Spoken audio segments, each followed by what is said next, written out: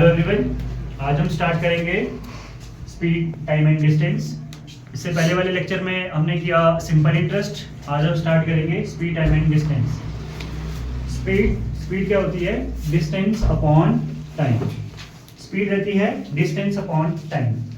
Speed है या तो आपकी स्पीड किलोमीटर पर आवर में होगी या तो स्पीड मीटर पर सेकंड में होगी। अगर डिस्टेंस किलोमीटर में है और टाइम आवर्स में है तो स्पीड होगी किलोमीटर पर आवर्स में। और अगर आपका डिस्टेंस मीटर में है और टाइम सेकंड में है तो स्पीड होगी मीटर पर सेकंड। अगर आप इसकी यूनिट्स के बारे में देखेंगे, डिस्टेंस के सबसे पहले आता है किलोमीटर। किलोमीटर से छोटा हो गया मीटर और मीटर से छोटा सेंटीमीटर और डेसीमीटर के बारे में। अगर आप टाइम की बात करें तो टाइम में सबसे पहले आता है आवर्स, फिर आएगा मिनट, मिनट के बाद आएगा सेकंड। अगर आप देखें कि अगर आवर से आपको मिनट पे जाना है तो आपको मल्टीप्लाई करना पड़ेगा 60 का, और आपको मिनट से फिर सेकंड में जाना है फिर अगेन मल्टीप्लाई किसका करना पड़ेगा 60 का। अगर आप देखिए अगर आवर से अगर आपको सेकंड में जाना है तो आपको मल्टीप्लाई करना पड़ेगा 3600, मतलब 60 × 60 3600 का। और ये चीज आपको पता है, अगर आप किसी छोटी यूनिट बड़ी यूनिट से छोटी यूनिट पे जाओ तो आपको मल्टीप्लाई करना है। अगर आपको छोटी यूनिट से बड़ी यूनिट में आना है तो डिवाइड करना है। अगर मुझे सेकंड से अगर आर में आना है तो उसी 3600 का क्या दे दूंगा, मैं डिवाइड दे दूंगा। अगर मैं आर से सेकंड में जा रहा हूं तो मैं 3600 का मल्टीप्लाई दे दूंगा टाइम में। इसी तरह से अगर स्पीड है किलोमीटर पर आवर में और आपको चेंज करनी है मीटर पर सेकंड में।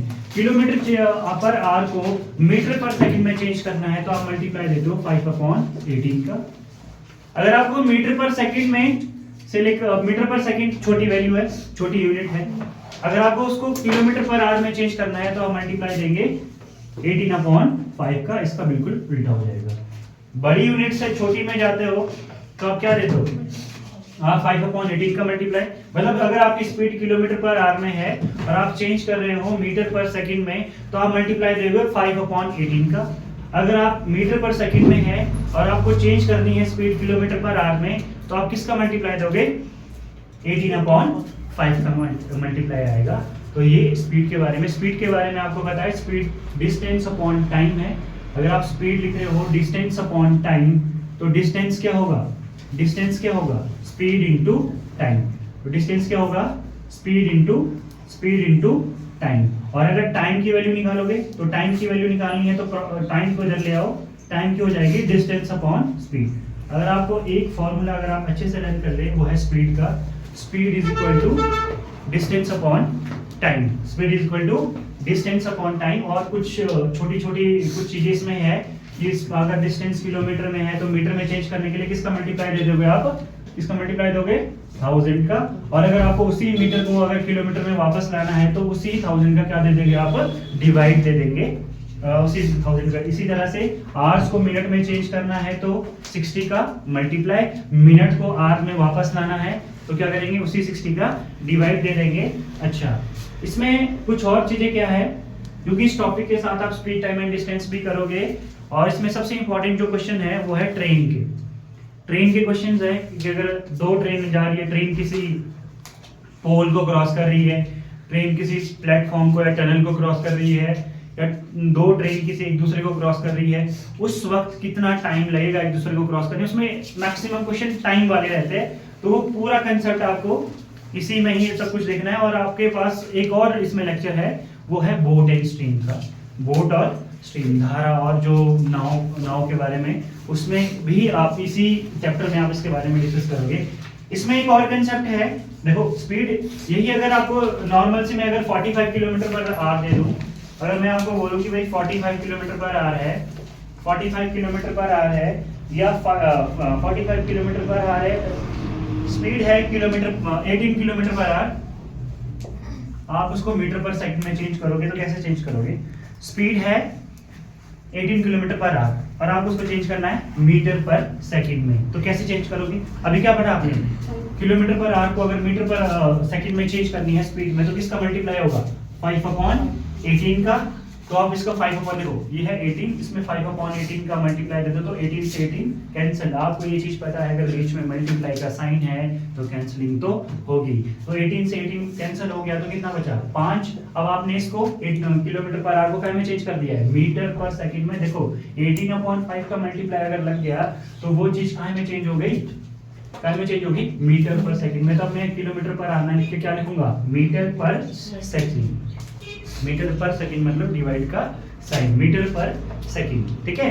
अच्छा और किस तरह से क्वेश्चन आपको यहाँ पे आता है, ये हो गया आपका 18 किलोमीटर आवर को आपने क्या में चेंज कर दिया मीटर पर सेकंड में। और कुछ ये छोटे छोटे इसमें कुछ चीजें थी इसमें आपको किलोमीटर को मीटर में चेंज करना, आवर को मिनट और सेकंड में चेंज करना, और ये कुछ ये चीजें थी। अच्छा एक और चीज पूछी जाती है आपको कि आपसे पूछा जाता है कि भाई कोई ये एक पॉइंट है, मैं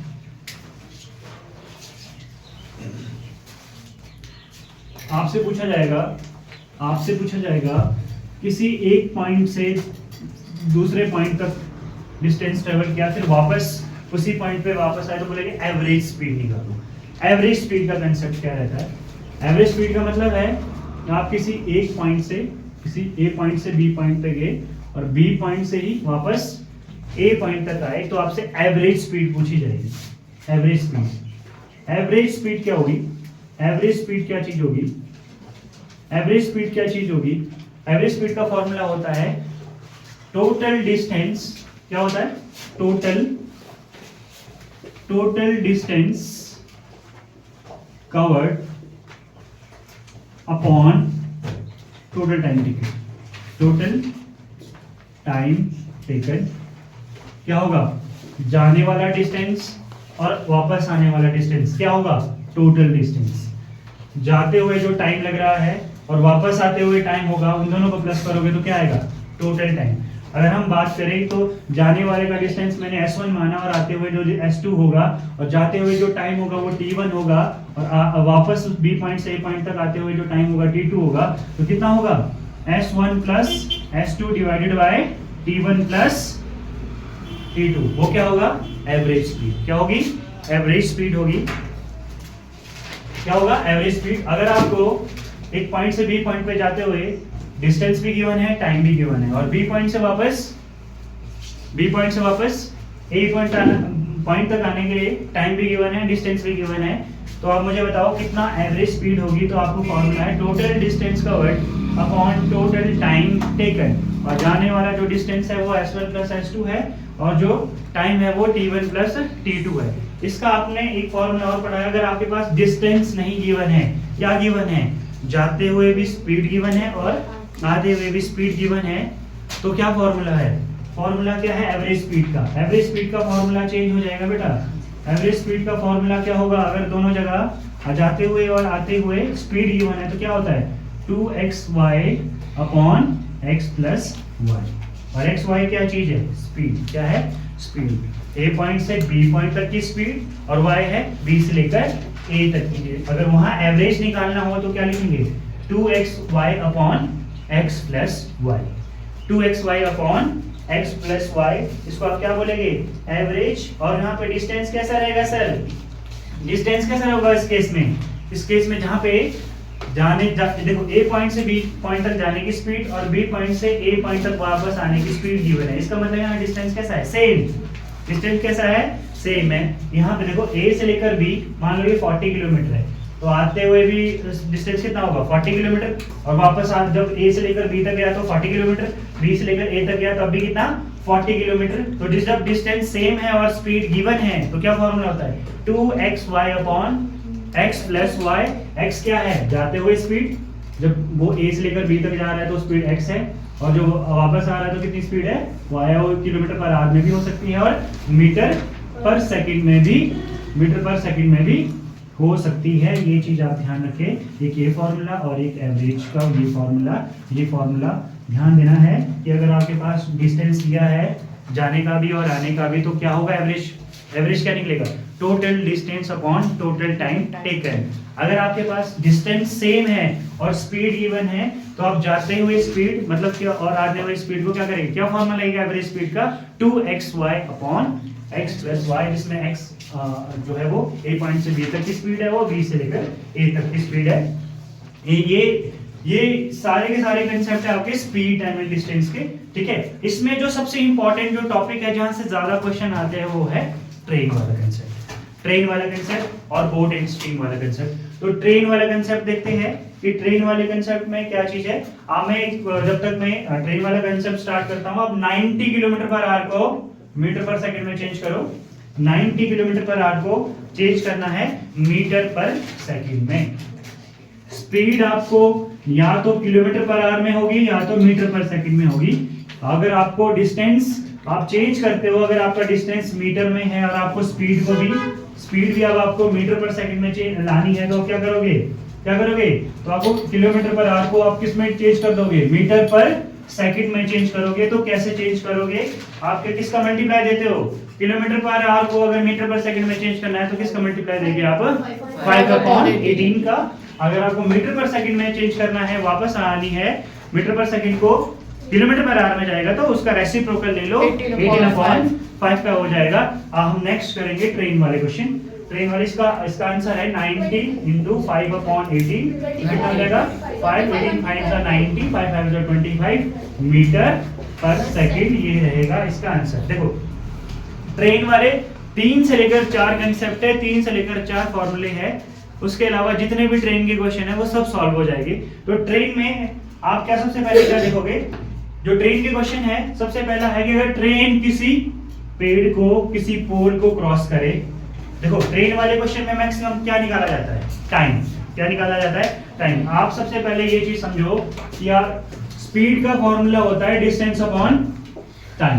तो टाइम का फॉर्मूला क्या है, टाइम का फॉर्मूला क्या है, टाइम का अगर आप फॉर्मूला निकालोगे तो टाइम हो जाएगा क्या, डिस्टेंस अपॉन स्पीड। बस आपको ये चीज याद रखनी है, हमेशा जो टाइम होता है वो डिस्टेंस अपॉन स्पीड होती है। जितने भी आप ट्रेन के क्वेश्चन करोगे ना, हमेशा आपसे क्या पूछेगा, वो टाइम। क्या पूछेगा, टाइम पूछेगा। तो फर्स्ट केस क्या बन रहा है, फर्स्ट केस बन रहा है, अगर कोई ट्रेन है, अगर ये ट्रेन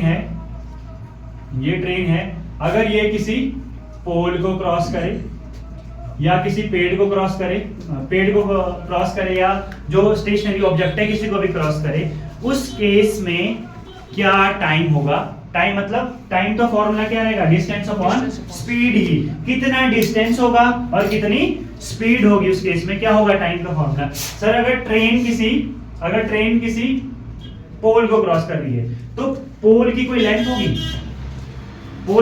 होगी, तो हम उसकी लेंथ को काउंट नहीं करते। देखो यहाँ क्या होगा, ट्रेन है तो ट्रेन की अपनी क्या होगी, लेंथ भी होगी।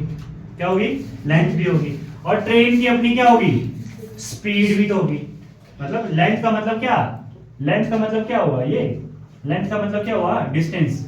ट्रेन की कोई अपनी लेंथ भी होती और ट्रेन का कोई अपनी क्या होगी, स्पीड भी होगी। पर अगर वो किसी पोल को क्रॉस कर रही है, तो पोल की ना कोई लेंथ लेंगे ना कोई उसका डिस्टेंस लेंगे। तो उस केस में टाइम का फॉर्मूला क्या होगा, ट्रेन की लेंथ अपॉन ट्रेन की स्पीड। ट्रेन की लेंथ अपॉन ट्रेन की स्पीड। अरे डिस्टेंस क्या होगा बेटा, डिस्टेंस क्या होगा उस वक्त में जब ट्रेन किसी स्टेशनरी पोल को क्रॉस कर रही है, तो क्या होगा, किसी पोल को क्रॉस करे, किसी पेड़ को क्रॉस करे, उस केस में जो डिस्टेंस होता है, क्या होता है, जो ट्रेन की लेंथ होती है वही क्या होता है, डिस्टेंस होता है। डिस्टेंस ट्रेवल, उसने कुछ नहीं किया, अपने आप को क्रॉस किया। अच्छा सेकंड केस में क्या हुआ, सेकंड केस में क्या होता है बेटा, अगर ट्रेन ये मान के चलो ये ट्रेन है, अगर एक ट्रेन किसी टनल को क्रॉस करे, मान के चलो किसी ब्रिज को क्रॉस करे, किसी प्लेटफॉर्म को क्रॉस करे, प्लेटफॉर्म को क्रॉस करे या किसी टनल को क्रॉस करे, तो मुझे बताओ उस केस में क्या फर्क पड़ेगा, उस केस में क्या फर्क पड़ेगा, उस केस में क्या फर्क पड़ेगा बेटा, उस केस में क्या फर्क पड़ेगा। आपको पता है ट्रेन है सर, मूविंग ट्रेन आ रही है, तो ट्रेन की क्या होगी सर, ट्रेन की लेंथ भी होगी, तो ट्रेन की क्या होगी, स्पीड भी होगी। अभी हमने क्या पढ़ा, जब ट्रेन किसी पोल को क्रॉस करती है तो कितना डिस्टेंस ट्रेवल करती है ट्रेन, कितना डिस्टेंस ट्रेवल करती है, जो उसकी खुद की क्या होती है, लेंथ। और स्पीड भी क्या होती है, जो उसकी खुद की क्या होती है, स्पीड। क्योंकि पोल की ना कोई स्पीड है ना कोई लेंथ है। अब अगर वो किसी ब्रिज को क्रॉस कर रही है, अगर वो किसी ब्रिज को क्रॉस कर रही है, किसी प्लेटफॉर्म को क्रॉस कर रही है, किसी टनल को क्रॉस कर रही है, अब मैं ये किसी ब्रिज को क्रॉस कर रही है, सर ब्रिज की तो अपनी क्या होगी, कोई लेंथ होगी ना, मान के चलो इसकी लेंथ को आप L1 ले लो, ट्रेन की लेंथ, और इसकी लेंथ को क्या ले लो आप, L2 ले लो। अब ब्रिज है, इसकी कोई स्पीड होगी क्या, ब्रिज की कोई स्पीड होगी तो इसकी स्पीड को क्या मान के चलो आप, इसकी स्पीड क्या होगी, 0 होगी। ब्रिज की स्पीड क्या होगी, होगी नहीं स्पीड। अरे समझो कि भाई ब्रिज की कोई स्पीड नहीं होगी पर लेंथ तो होगी ना कोई ना कोई। तो मुझे बताओ उस वक्त टाइम का क्या फॉर्मूला होगा। सर टाइम का फॉर्मूला होता है डिस्टेंस अपॉन स्पीड। तो कितना डिस्टेंस ट्रेवल किया ट्रेन ने उस वक्त, तो कितना डिस्टेंस ट्रेवल किया, सर ट्रेन की लेंथ भी काउंट होती है, और चाहे वो ब्रिज हो, चाहे वो टनल हो, चाहे वो प्लेटफॉर्म हो, उनकी क्या होती है, उनकी लेंथ भी काउंट होती है टोटल डिस्टेंस में। तो टोटल डिस्टेंस कितना होगा, L1 प्लस L2, और स्पीड किसकी आएगी, हमेशा ही स्पीड किसकी आएगी, ट्रेन की, क्योंकि ब्रिज तो कहीं मूव नहीं कर रहा है ना, ब्रिज कहीं मूव कर रहा है क्या, ब्रिज कहीं मूव नहीं कर रहा है बेटा। तो आपको ध्यान देना, एक सेकंड केस में आपने क्या पढ़ा, अगर ट्रेन किसी प्लेटफॉर्म को क्रॉस करे, किसी ब्रिज को क्रॉस करे, तो डिस्टेंस कितना होता है, ट्रेन की लेंथ प्लस प्लेटफॉर्म की लेंथ, या हो टनल की लेंथ, या हो किसी ब्रिज की लेंथ, उन दोनों की लेंथ को क्या कर दो, प्लस कर दो, वहां से क्या मिलेगा, डिस्टेंस मिलेगा, और स्पीड किसकी रहेगी, ट्रेन की रहेगी, क्योंकि ब्रिज की और प्लेटफॉर्म की कोई स्पीड नहीं होती है। ठीक है। थर्ड केस में हो रहा है, क्या हो रहा है, थर्ड केस में हो रहा है, अगर मूविंग ट्रेन, जो ट्रेन है वो क्या करे, वो ट्रेन किसी दूसरी ट्रेन को क्या करे, क्रॉस करे। अब यहाँ पे थोड़ा समझना पड़ेगा, उससे पहले आप क्या करो कि भाई जो ट्रेन है, किसी दूसरी मूविंग ट्रेन है, उसको अगर क्रॉस करे तो लेंथ कितनी होगी और स्पीड कितनी होगी। अब तो देखो दूसरी ट्रेन है बेटा, दूसरी ट्रेन है, यहाँ पे दो केस बनते हैं बेटा। अगर वो ट्रेन एक दूसरे की तरफ आ रही है और एक अगर दूसरे के अलग अलग दूर जा रही है, मतलब कि एक ट्रेन क्रॉस तो कर रही है, एक ट्रेन इस प्लेटफॉर्म से जा रही थी, दूसरी इस वाले से जा रही थी, उन्होंने एक दूसरे को क्या किया, क्रॉस तो किया ना एक दूसरे से। तो क्या होगा, अगर एक दूसरे की तरफ ट्रेन आ रही है तो क्या होगा, अगर एक दूसरे से दूर जा रही है, दोनों डिफरेंट डायरेक्शन में जा रही है, सेम डायरेक्शन में नहीं जा रही है, तो क्या होगा, ये चीज आपको याद रखनी है। तो देखो क्या होगा, अब तो ट्रेन के बारे में आपको पता है, सर ये वाली ट्रेन इसकी लेंथ होगी L1, और ये वाली ट्रेन है इसकी लेंथ भी क्या होगी, L2, और दोनों ट्रेनें जो है मूव कर रही है, इसका मतलब दोनों की स्पीड भी होगी, इसकी S1 होगी, इसकी क्या मान की चला हमने S2। तो अभी तक तो प्लेटफॉर्म था, पोल था, वो तो मूव नहीं कर रहे थे, तो उनकी आप स्पीड आप उसको काउंट कर रहे थे नहीं, स्पीड अभी तक किसकी काउंट हो रही थी, सिर्फ ट्रेन की स्पीड हो रही थी। किसकी स्पीड हो रही थी, ट्रेन की स्पीड। तो मुझे एक बात बताओ, अगर दोनों ट्रेन, अगर एक जिसकी लेंथ L1 है और स्पीड S1 है, दूसरी ट्रेन जिसकी लेंथ L2 है और स्पीड S2 है, अगर ये एक दूसरे की तरफ आ रही है, और एक दूसरे की तरफ का मतलब क्या, ये ट्रेन इधर को जा रही थी, ये ट्रेन इधर को जा रही थी, सेम डायरेक्शन है कि ऑपोजिट डायरेक्शन है, सर ऑपोजिट डायरेक्शन है। कैसी डायरेक्शन है, ये वाली इधर को आ रही थी, ये वाली इधर को जा रही, सेम डायरेक्शन है कि ऑपोजिट डायरेक्शन है, दोनों की डायरेक्शन कैसी है, ऑपोजिट डायरेक्शन है। मैंने क्या बोला आपको, तो डिस्टेंस कितना होगा, डिस्टेंस तो दोनों को प्लस ही करेंगे, जब L1 प्लस L2, डिस्टेंस कितना ट्रेवल किया ट्रेन ने, अगर एक दूसरे की तरफ आ रही है तो डिस्टेंस तो क्या होगा, इसका लेंथ प्लस इसकी लेंथ को क्या करेंगे, ऐड करेंगे, और स्पीड क्या होगा, क्या, अगर सर आप ऑपोजिट डायरेक्शन में एक दूसरे की तरफ आ रही है तो दोनों की स्पीड को क्या करेंगे, हम प्लस करेंगे, क्या करेंगे, प्लस करेंगे। अगर एक दूसरे से दूर की तरफ जा रही है तो लेंथ तो दोनों की प्लस ही होगी, पर स्पीड दोनों की क्या हो जाएगी, माइनस।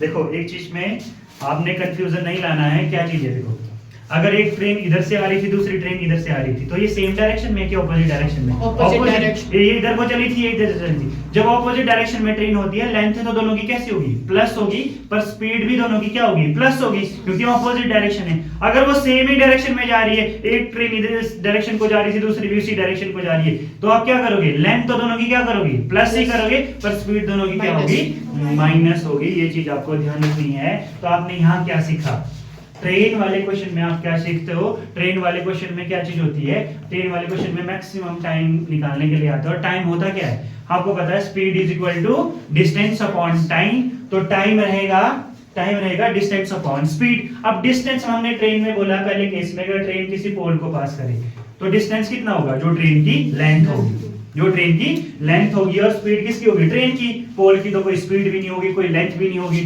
ध्यान देना बेटा, सेकंड केस में अगर ट्रेन किसी प्लेटफॉर्म को पास करे और या किसी प्लेटफॉर्म को या टनल को पार करे बेटा, उस केस में क्या होगा, स्पीड किसके पास है, सिर्फ ट्रेन के पास है, पर लेंथ किसके पास है, दोनों के पास है, प्लेटफॉर्म के पास भी है और ट्रेन के पास भी। इसका टोटल डिस्टेंस कितना होगा, दोनों की लेंथ को हम क्या करेंगे, प्लस करेंगे। और तीसरा केस क्या है, अगर दोनों जो है वो डिफरेंट, अगर दो ट्रेन है, अगर वो ऑपोजिट डायरेक्शन में जा रही है, एक इधर को जा रही है, ऑपोजिट डायरेक्शन में जा रही है, तो आप क्या करोगे, लेंथ तो दोनों की ऑब्वियसली बात है, डिस्टेंस क्या होता है, डिस्टेंस होता है दोनों ट्रेन की लेंथ को आप क्या कर दो, प्लस कर दो। तो आप क्या करोगे, दोनों को प्लस कर दोगे और स्पीड क्या हो जाएगी, अगर एक दूसरे की तरफ आ रही है तो स्पीड क्या हो जाएगी, प्लस, और जब एक दूसरे से दूर जा रही है तो स्पीड क्या हो जाएगी, माइनस। सिर्फ यही 4 केस बनते हैं ट्रेन वाले क्वेश्चन में, और ट्रेन वाले क्वेश्चन में यहीं से सब कुछ सॉल्व हो जाता है।